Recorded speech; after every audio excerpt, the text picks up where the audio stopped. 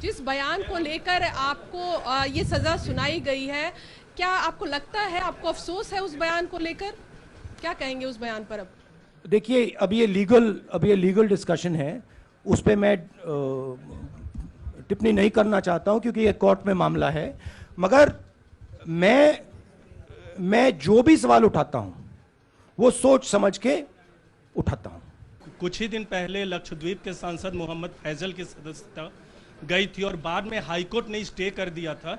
अभी उनकी membership reinstate नहीं हुई है। देखिए, सुन लीजिए। हाँ। राहुल जी सुन लीजिए, अभी उनकी सदस्यता रीइंस्टेट नहीं है, लेकिन चुनाव आयोग ने चुनाव की घोषणा करने के बाद उसे रोक दिया था। अगर ऊपरी अदालत से आपको स्टे मिलता है तो आपको उम्मीद है कि लोकसभा स्पीकर भी आपकी सदस्यता को बहाल कर देंगे? मुझे उम्मीद में कोई इंटरेस्ट ही नहीं है। चाहे मुझे सदस्यता मिले ना मिले, मैं अपना काम करूंगा। अगर ये मुझे परमानेंटली डिस्क्वालीफाई कर दें तो भी मैं अपना काम करूंगा। अगर मुझे रीइंस्टेट कर दें तो भी मैं अपना काम करूंगा। मुझे कोई फर्क नहीं पड़ता मैं पार्लियामेंट के अंदर हूं या बाहर हूं, कहां हूं। मैंने आपसे कहा मुझे अपनी तपस्या करनी है, मैं उसको करके दिखाऊंगा। आपके लिए नहीं, अपने लिए। सिंपल सी बात है। आप डिस्ट्रैक्ट करने की कोशिश मत कीजिए। 20,000 करोड़ रुपए अदानी जी की शेल कंपनीज में कहां से आए? आप इंक्वायरी कीजिए। अगर बात निकली कि हमारे चीफ मिनिस्टर का पैसा है तो इनको जेल में डाल दीजिए। अगर बात निकली तो किसी और का पैसा है तो उसको जेल में डालिए। ये जो पैनिक रिएक्शन इन्होंने किया है नरेंद्र मोदी जी ने, इससे सबसे ज्यादा फायदा मिलेगा विपक्ष को। ये इन्होंने हमें हथियार पकड़ा दिया है। ये आप बात समझिए। ये मोदी जी पैनिक में आ गए कि बात निकल जाएगी, ये 20,000 करोड़ रुपए किसके हैं, डर गए, घबरा गए। इन्होंने पूरा सीक्वेंस शुरू कर दिया। ये विपक्ष को सबसे बड़ा इन्होंने हथियार दिया है। राहुल जी, क्योंकि जनता के माइंड में अब एक सवाल आ गया है कि जनता जानती है कि अदानी जी भ्रष्ट व्यक्ति है। अब जनता के माइंड में यह सवाल उठा है कि इस भ्रष्ट व्यक्ति को हिंदुस्तान का प्रधानमंत्री क्यों बचा रहा है। यह मतलब अब सब कुछ बीजेपी के लोग, नरेंद्र मोदी जी सब कुछ इस व्यक्ति को बचाने के लिए क्यों कर रहे हैं। दूसरा सवाल,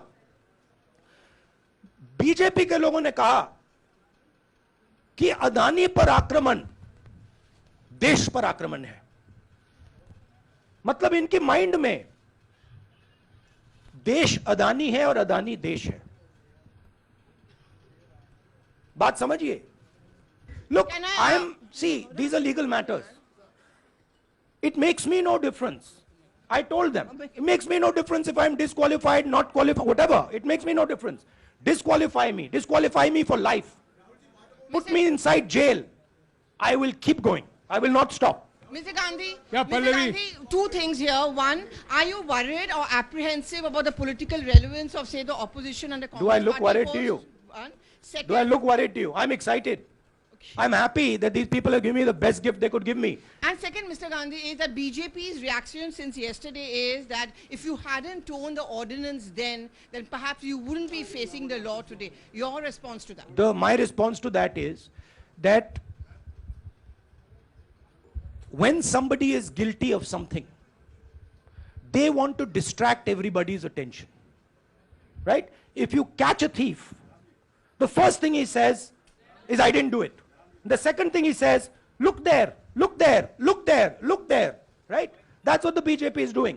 राहुल जी, बीजेपी के लोग बार बार ये बात कहते हैं कि आपने जब विदेश में जाके भाषण दिया तो उन्होंने कहा माफी मांग लेते।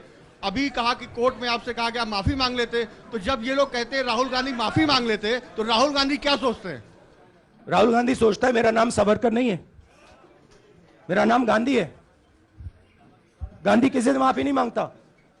और मैंने कहा, पार्लियामेंट हाउस में कहा कि भैया मुझे बोलने दीजिए ना, एक बार तो बोलने दीजिए। 2 बार चिट्ठी लिखी, तीसरी बार मैं पर्सनली स्पीकर से जाके कहता हूं, स्पीकर सर प्लीज, आप डेमोक्रेसी के लोकतंत्र के आप प्रोटेक्टर हैं, मुझे बोलने दीजिए। मुस्कुरा के कहते हैं भैया मैं तो नहीं कर सकता। आप नहीं कर सकते तो कौन कर सकता है? शायद मुझे जाके मोदी जी से पूछना पड़े। वो तो करने नहीं देंगे। तो मेरा जो पॉइंट है, इस देश में लोकतंत्र खत्म हो गया है। इस देश के लोग जो इनके दिल में है, हमारे दिल में है, बोल नहीं सकते हैं। इस देश के इंस्टीट्यूशन पर आक्रमण हो रहा है, और उस आक्रमण का मैकेनिज्म क्या है? उस आक्रमण का मैकेनिज्म नरेंद्र मोदी जी और अदानी जी का रिश्ता है, वो फाउंडेशन है।